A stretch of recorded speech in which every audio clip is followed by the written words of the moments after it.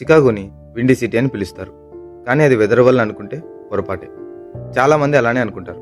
కానీ చికాగోకి ఆ nickname weather వల్ల రాలేదు. 19th సెంచరీ ఆ టైంలో చికాగో ఫాస్ట్గా డెవలప్ అవుతున్న city. Politics, businesses and city growth ఇవన్నీ చాలా హాట్ టాపిక్స్. అప్పట్లో చికాగో పొలిటీషియన్స్ చాలా లాంగ్ స్పీచెస్ ఇస్తూ వాళ్ళ సిటీ గురించి ఓవర్ కాన్ఫిడెన్స్తో మాట్లాడేవారు. జర్నలిస్ట్ ఇలాంటి వాళ్ళని విండ్ బ్యాగ్స్ అని పిలిచేవారు. అంటే గాలి మాటలు మాట్లాడటం, ఎక్కువ ప్రామిసెస్, తక్కువ యాక్షన్.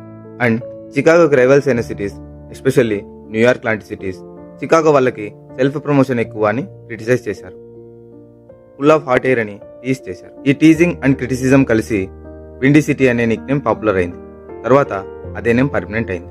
సో విండీ సిటీ అంటే వెదర్ గురించి కాదు, వర్డ్స్, పాలిటిక్స్ అండ్ యాటిట్యూడ్ గురించి. హిస్టరీలో కొన్ని నేమ్స్ వెదర్ నుండే కాదు, హ్యూమన్ బిహేవియర్ నుండి కూడా వస్తాయి. ఇన్ఫర్మేషన్ నచ్చితే ఛానల్ని సబ్స్క్రైబ్ చేయండి. వీడియోని లైక్ చేసి మీ ఒపీనియన్ని కామెంట్లో చెప్పండి. Thank you for watching.